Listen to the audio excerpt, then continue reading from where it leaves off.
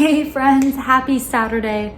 Yeah, I think I'll be posting this on Saturday. So it's currently Saturday. This will all make sense. Happy Saturday. Welcome back, or welcome if you are new here. I make weekly productivity, lifestyle, career, food videos, all from the perspective of someone working in tech. So if you're interested in seeing more videos like that, hit that subscribe button down below. I would absolutely love to have you join our little community here. Recently, I hit my 1-year mark of graduating from college, which is absolutely insane. I don't know how it's been a year. I'm gonna hit my 1-year work anniversary soon. It's all gone by so quickly. I don't know if it's because of COVID or just the nature of working full time, but this year has blown by. And so I figured in celebration of hitting my 1-year mark, I wanted to reflect on my college experience and start this little mini series here on my YouTube channel, similar to what I did with product management, and really just reflect on my experiences, share my advice with you guys, answer any questions you guys may have about college. Quick little background, I graduated from UC Berkeley with a simultaneous degree in computer science and business, and I did that in 3.5 years. If you're interested in hearing about how and why I did that, hit that subscribe button down below because I will be making a separate video completely about simultaneous degrees, double majors, things like that. To kick off this little mini series though, I wanted to first dive into talking about those individual majors. I was doing some poking around online and found this awesome video by Mayuko called My Computer Science Degree in 19 Minutes. And I thought it was incredibly helpful to hear about what that computer science major is like at UC San Diego. I thought it'd be so great to do the same from the perspective of a UC Berkeley student. And so I'll do 2 separate videos. Today's is going to be focused on my computer science degree, as you can see in the title, and my next video will be on my business degree itself. Similar to Mayuko, I'm going to be going ahead and talking about the college degree requirements for that specific major. Then I'll dive into kind of what I was taking semester after semester. And lastly, just wrapping up my overall thoughts on doing that specific major at that college, the pros, the cons. So without further ado, let's go ahead and get started with the computer science major requirements. So I actually did my computer science degree at the College of Letters and Science at UC Berkeley, which I actually really like because everyone, I think most everyone who comes into the College of Letters and Science comes in undeclared. If you look at my video here on how I became a product manager in tech, you'll see that I actually entered college not thinking I would go into any sort of tech, computer science, anything in that field. So for me to come in undeclared, to be able to kind of explore, take different classes before I decided on my major, that was incredibly helpful for me. I'm going to keep a running tally here of all the computer science degree requirements. Right now, I'm going to be going through the names and you might not understand exactly what those classes are. Don't worry about it. Once I talk about the individual classes I took semester after semester, I'll be diving into exactly what those courses are about and my thoughts on them. So bear with me. So the computer science degree requirements for the prerequisites. So this is simply to just declare the major. Prior to declaring the major, you are simply an intended computer science major. So the requirements are CS61A, CS61B, and CS70. And you'll need a 3.3 overall GPA in those 3 courses. So to round out the lower divs, everything at Berkeley below 100 is a lower div, and then above 100 for the course number is an upper div. The lower divs to me are more introductory courses, generalized courses that are meant more for, I guess, your first 2 years of college, and then upper divs are usually once you're declared your major, but you can take both at the same time. It just depends on the prerequisites that the upper div classes might have. To round out the lower divs, what you'll also need is Math 1A and 1B, CS61C, and then between Math 54, EE16A, and EE16B, you need to pick 2. That rounds out all the lower div requirements. Moving on into upper div requirements, this is really for like juniors, seniors, or sophomores if you're declared. So this is where you start to get more flexibility to kind of decide what specific classes you want to take. Whereas lower div requirements, as you can see, they tell you exactly what courses you need to take. You'll need a 4-unit design course, 8 units in upper division CS courses, another 8 units in upper division CS, EE, or EECS courses, which are electrical engineering and CS, and then 7 units upper div technical electives, which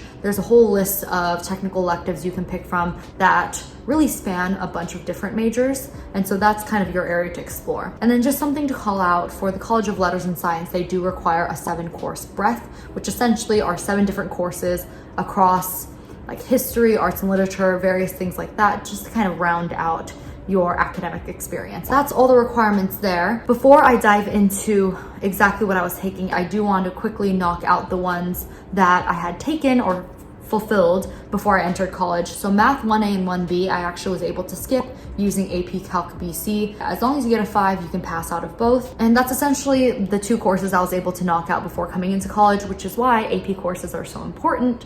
Of course, not all AP courses transfer. It kind of just depends on the major and the college. So let's go ahead and dive into what courses I actually took at college. So I actually started my college classes the summer after my high school senior year. So the night of graduation, I went home, packed, and went up to Berkeley and started taking courses that summer. At that time, I actually didn't know what major I was going to be. So I took Math 54 because I thought, you know, maybe I'll go into statistics or something like that. Math 54 is linear algebra and differential equations. And let me tell you, I was not prepared for how hard this class was going to be. I was someone who always did okay in high school classes. I did okay in AP Calc, I did okay in AP Stats. This class though, it really took math to another level that I was just not expecting. So I really wouldn't recommend taking Math 54, and I'll talk about it a little later when I talk about EE16A. And they've taken out of the like fall 2017 students or later, Math 54 is no longer a possibility to use for lower div requirements, and I think that makes sense, and I'll talk about it a little bit later. My first official semester in college was fall 2016. At that point, still didn't realize I wanted to do the computer science major, so didn't take any computer science degree related courses in fall 2016. Spring of 2017 is when I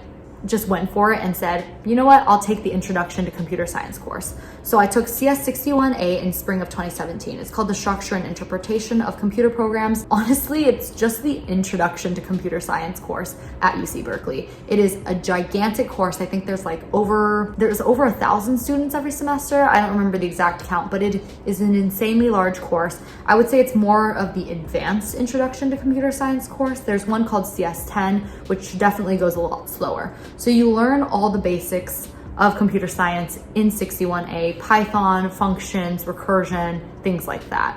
I personally thoroughly enjoyed 61A. People have different opinions on it. I felt that there was enough support, that there were always office hours and TAs, and the projects were somewhat doable. Because I had a positive experience with that first CS course in spring of 2017, I decided to further pursue the computer science major summer of 2017. I decided to take courses again during the summer. To be honest, I felt at that time that I was falling behind in the CS degree. I felt that everyone who knew that they wanted to do computer science entered college and started CS courses in fall. And technically, since I started my first CS course in spring, I felt I was a semester behind, so I wanted to catch up over the summer.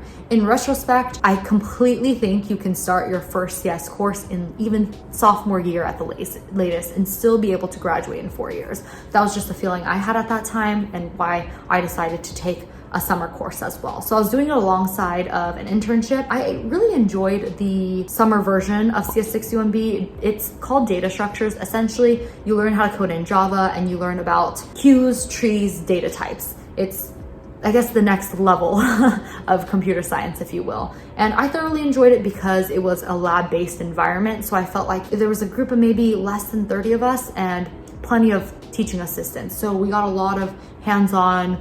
There was a lot of attention on us over the summer. I'm sure if you took this course during the semester, it's a lot tougher. Moving on into fall 2017, this is when I finished my last prerequisite to be able to declare computer science, and that is CS70. It's called Discrete Mathematics and Probability Theory. You can think about it as just probability and cryptography. Those are honestly my main two takeaways from CS70. This is when I felt like CS courses were truly hard for me. In CS61A and 61B, I felt like the curriculum was pretty well laid out in front of me. Everything seemed more straightforward, but for CS70, we really dove more into tough questions, and cryptography was a whole new thing for me to wrap my head around too. So I felt like CS70 is when I really started to feel like CS was incredibly challenging and that I would need to go to office hours and things like that a lot more if I wanted to keep up with the major itself. So after fall of 2017, I had finished my prereqs, 61A, 61B, and 70, gotten my 3.3 minimum GPA, and I was declared computer science. Heading into spring of 2018, that's when I started diving into the upper divs. The first class I took was EE16A, Designing Information Devices and Systems. I thought of this class as linear algebra and playing around in lab with wires. For me personally, the beginning of the class was incredibly easy because I had taken Math 54 before, and I would say half the course was essentially what I had learned in Math 54, which I think is probably why they ended up taking Math 54 out. Beginning of that course, great. It was so smooth sailing though that I really wasn't keeping up in lectures and with lab.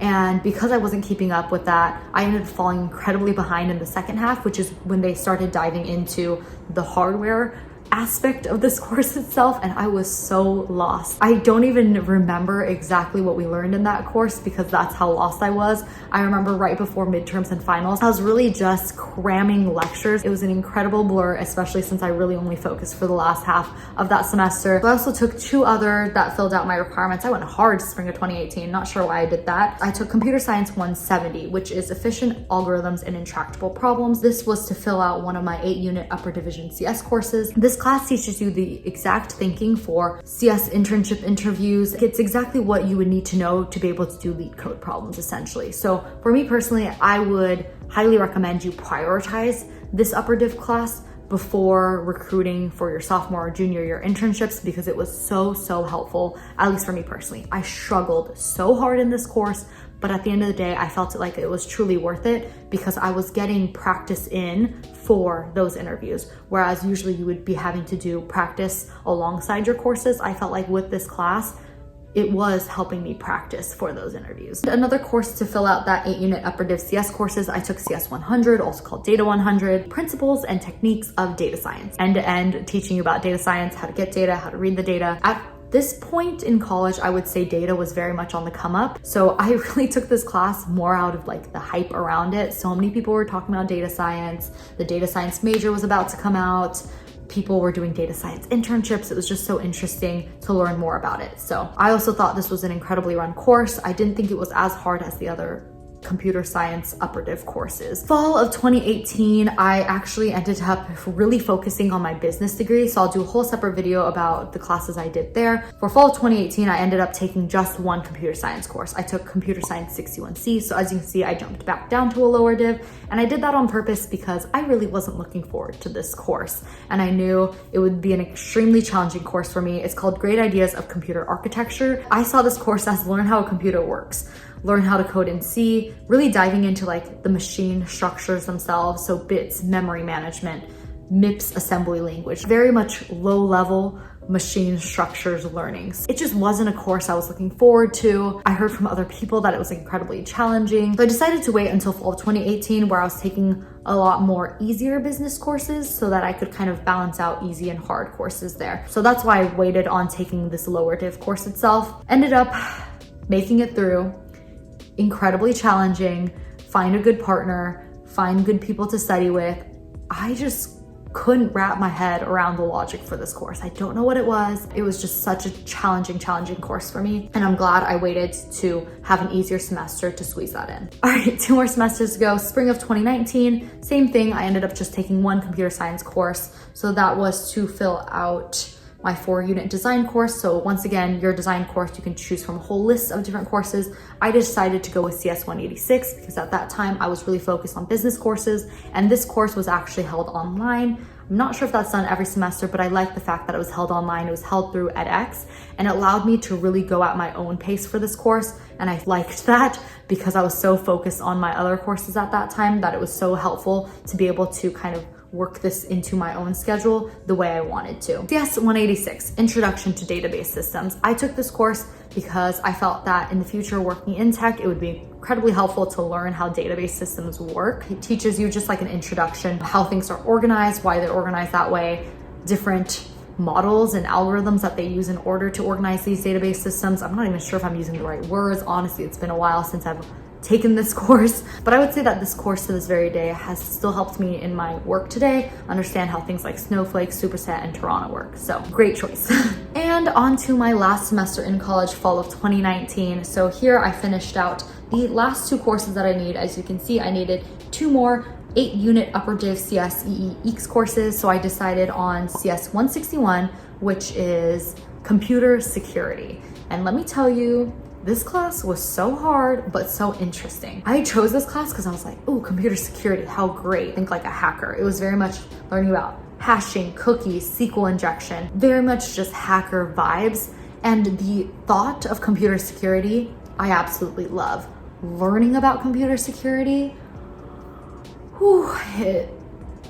it was hard. It was very hard. I struggled through that course. Do I regret it though? No, because at the end of the day, I still think it's very helpful, especially for products of mine that need to go through security reviews, to kind of have somewhat of an understanding when they bring up words from that course that I learned itself. The other course I took that semester was Introduction to Artificial Intelligence, CS 188. I was deciding between CS 188 and CS 189, which is Introduction to Machine Learning, but because those summers prior I had been working on Cortana, which is Microsoft's version of Amazon Alexa, I just thought it'd be so fun and interesting to kind of learn how artificial intelligence works. Very hard course, but I enjoyed it a lot more than the computer security one. I think it's just a combination of the professor, the course material itself, and having friends in that class. It made it so that while it was a very challenging environment, I still at the end of the day feel like I thoroughly enjoyed that course. So Introduction to Artificial Intelligence, you can really think about this class as giving you the behind the scenes look of how AI works, what those models are like, how they improve upon those models. All right, so I think that's just about all my computer science courses themselves. As you can see here, down here, there's 2 more to fill out. So for the 7 units upper div technical electives,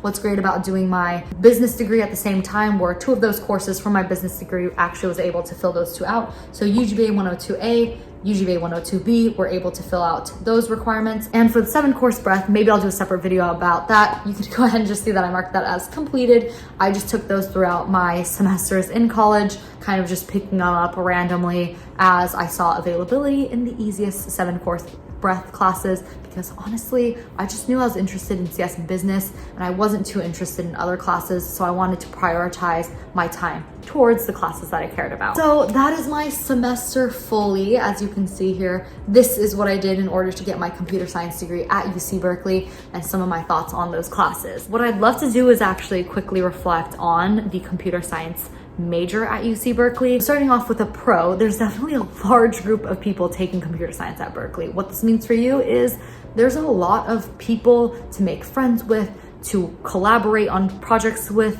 to study with.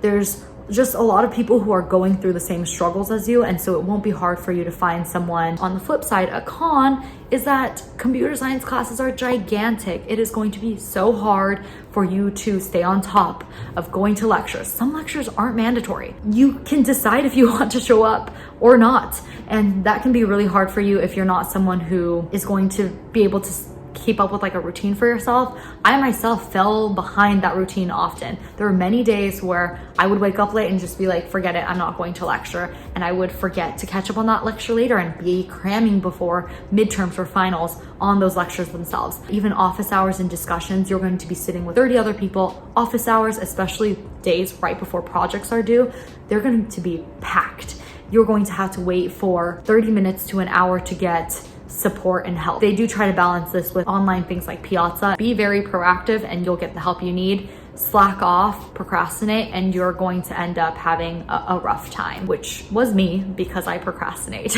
Another major pro though is the flexibility. So, you know, it is a con, but for me, as someone who likes to make their own schedule, I felt like this was a big pro, especially when recruiting and you want to be able to work courses around your own personal life, your own personal schedule, and how you like to study, the hours you like to sleep even. Another con is the culture around computer science at Berkeley is pretty rough. I would say it's just very competitive, and a lot of the classes are structured in a way to encourage that competitiveness. Do really well on a project. You can get extra credit if you like rank 1 or 2. It almost encourages you to not help other people because you want to be the very best. I was never the very best, so it didn't matter for me, but I was struggling to compete with people who were competing to be the very best. I would say the teaching assistants are a big pro. The people who I've seen at least be teaching assistants. My cousin's one of the teaching assistants for one of these CS courses, and I know he deeply and truly cares about these students like no others. If you find the right teaching assistant, you're going to have a great time. The teaching assistant, I would say, definitely matters. And to round it off with one last pro, you're going to be learning from the best of the best.